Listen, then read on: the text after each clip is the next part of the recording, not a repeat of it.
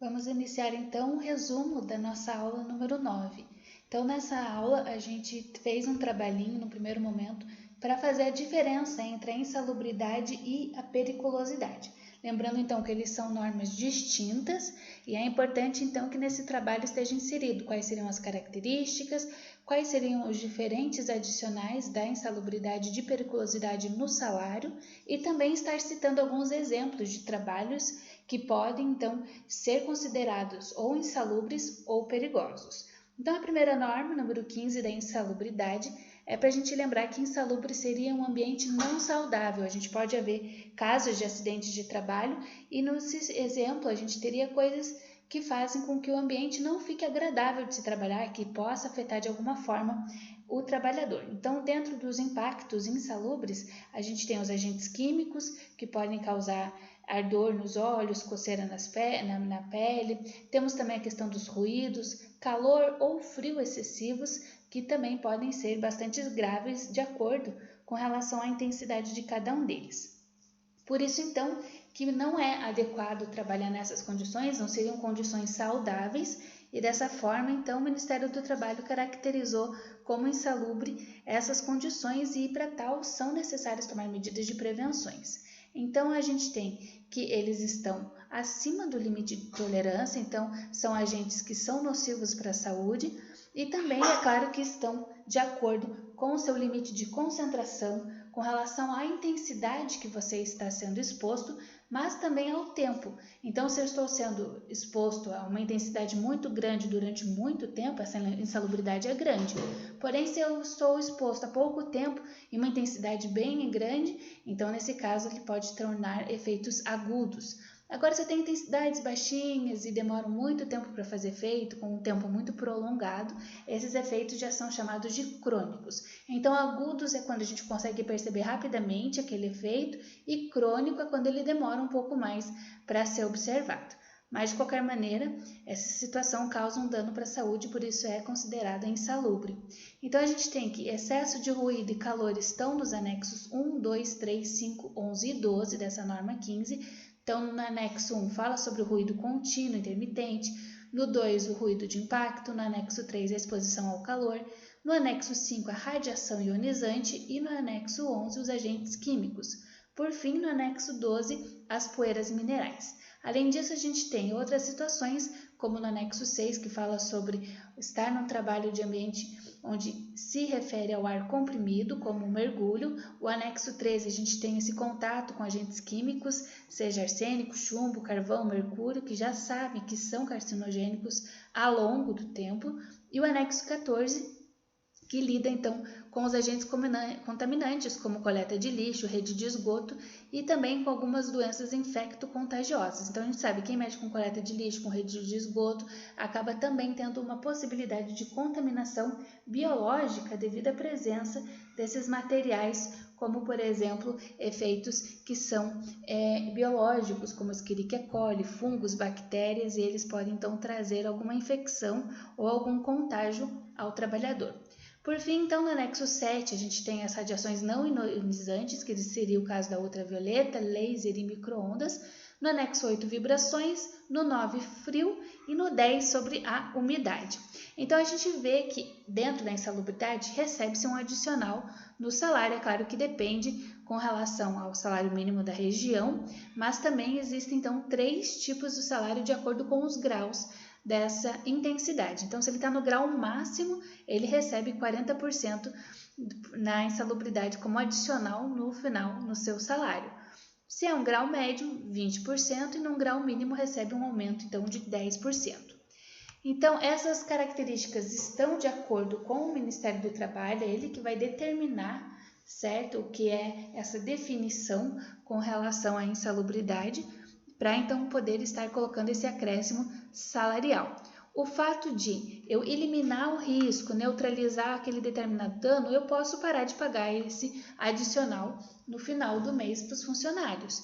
desde que realmente eu comprove que eu mudei as condições de serviço, que eu melhorei, troquei os maquinários, melhorei os EPIs e agora os meus funcionários já não estão expostos a esse ambiente insalubre. Nesses casos, então, após a aprovação, o Ministério do Trabalho, então, ele fala, tudo bem, então você já está agora atendendo as boas condições, não precisa mais pagar os adicionais.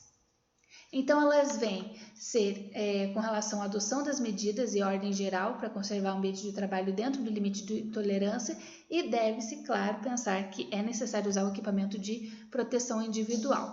No caso dos ruídos, a gente tem ruídos extremos e também ruídos relacionados aos equipamentos. Temos ainda uma insalubridade verificada para quem transporta ou fabrica cimento e cal. Nesse caso, o seu adicional é de 10%, então mesmo que haja bastante pó, é uma insalubridade verificada. E temos também, no caso, a exposição à sílica. A sílica já é, então, totalmente contagiosa, ela traz doenças respiratórias, né? E ela é um pó muito fino, por isso o seu adicional já é, então, definido, determinado como 40% de adicional. Com relação à exposição de calor, então quem mexe em caldeiras, máquinas muito quentes, então esse calor elevado também estão abrigados dentro dessa norma com relação à insalubridade e é recomendável também que coloquem à disposição dos funcionários os cremes protetores e deve-se sempre exigir o uso dos EPIs.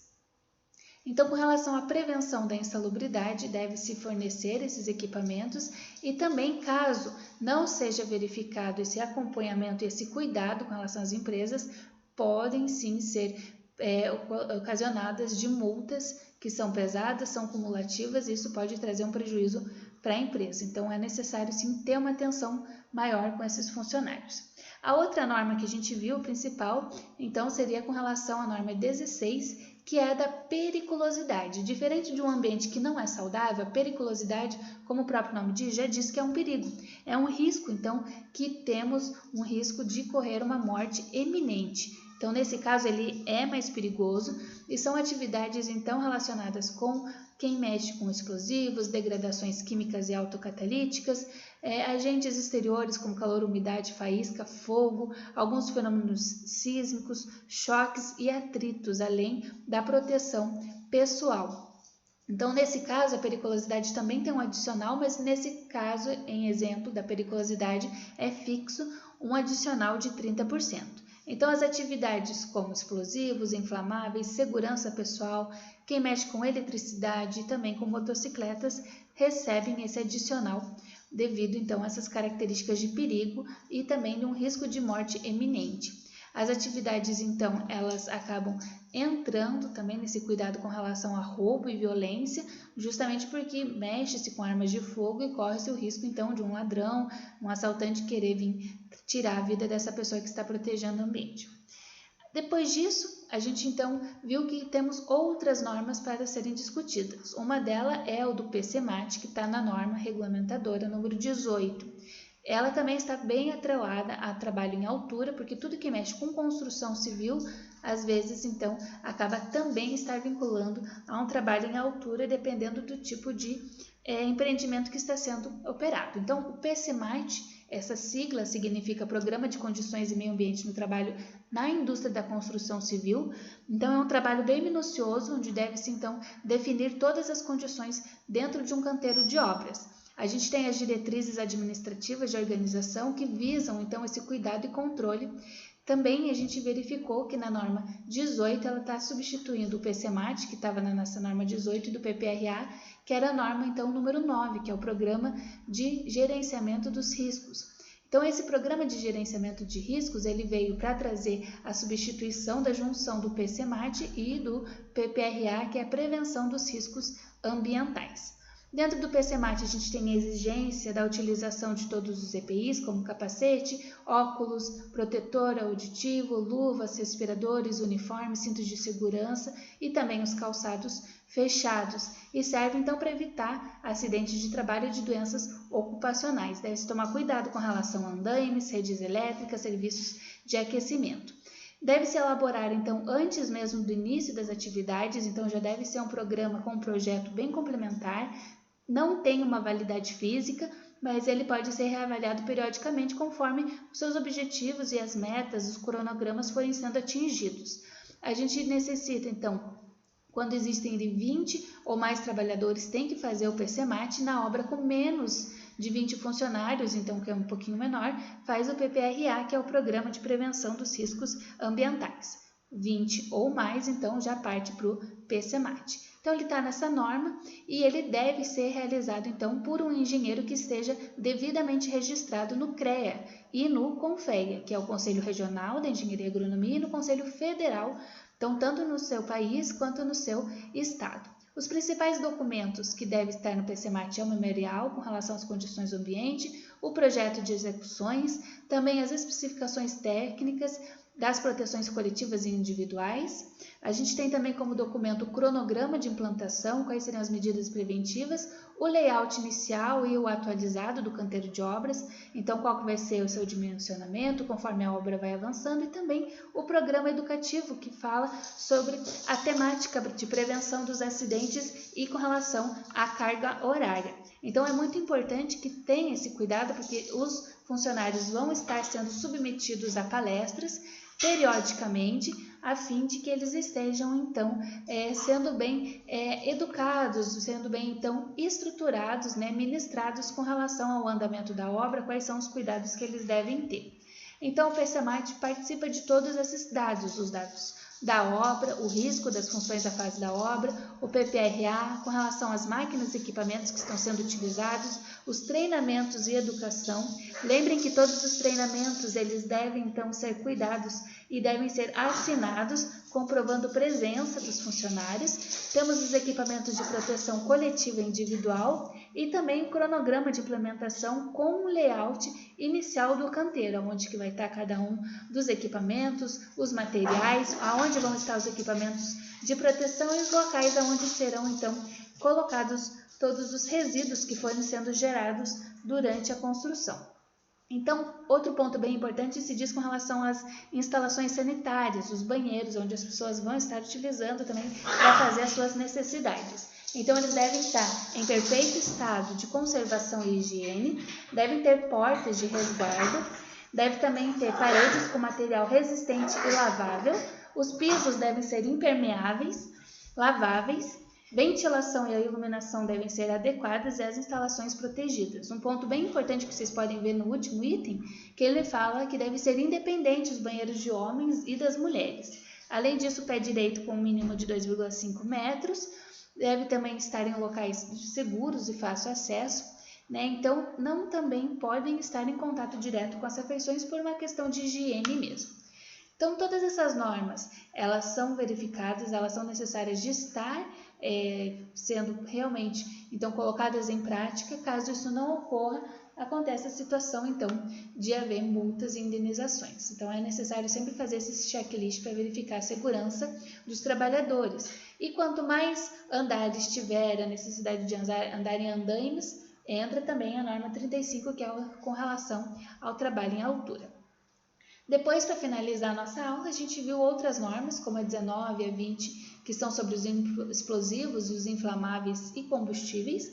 Também a higiene e conforto na norma 24 e os resíduos na norma 25. Então, na norma 19 dos explosivos, como o próprio nome diz, ela fala então desses materiais que são instáveis, que liberam calor e também quando estão sob pressão, esse serviço pode estar acontecendo.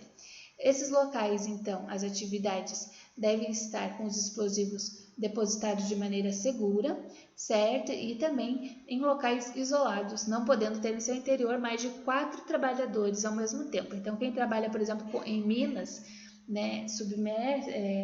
subterrâneas, então nesse caso também estão expostos a explosivos que podem então explodir, tem que tomar esse cuidado. Outro ponto é quem mexe com os inflamáveis, então cilindros de gás e outros líquidos inflamáveis também tomam esse cuidado na norma 20, ela é aplicável por todas as atividades que envolvem todos os processos, desde o momento da sua extração, produção, quando está sendo armazenado, transferido, manuseado e manipulado esses inflamáveis. Então, também cuida-se das etapas do projeto, construção, montagem, operação, manutenção, inspeção e também desativação da instalação. Depois vimos a norma 24, que ela fala sobre higiene e conforto, totalmente relacionada à engenharia de segurança do trabalho, um ambiente então bem limpo, com boas condições de iluminação, ventilação, organizado, confere então ao trabalhador um ambiente mais agradável de ser trabalhado, então com condições realmente dignas de realizar o serviço. E por fim, a norma número 25, ela está relacionada aos resíduos. Todas as indústrias produzem os seus resíduos e devem verificar as características deles. Então, para isso tem a norma 10.004, que ela vai então estar abordando com relação à característica desse seu resíduo, se ele é perigoso ou não, se ele é inerte ou não. Então, dentro dessas condições, se ele não é perigoso, mas ele pode se degradar com o tempo, como material orgânico, lixo que a gente tem até na cozinha, por exemplo, ele não fica inerte, com o tempo ele vai degradando, vai liberando odores, churume, então ele não fica parado. Diferente de um material reciclado, por exemplo, que ele não é perigoso, mas ele também fica mais estável por muito mais tempo. Então essa foi a nossa aula com relação às normas. Em caso de qualquer dúvida, fico à disposição e fica então também no AVA ali disponível o trabalhinho que deve ser executado, falando então sobre as diferenças da periculosidade e insalubridade com relação à sua definição, com relação às adicionais do trabalho e, por fim, também estar mencionando trabalhos de cada um deles que você pode então estar considerando que são trabalhos insalubres ou perigosos. Obrigada pela atenção de todos.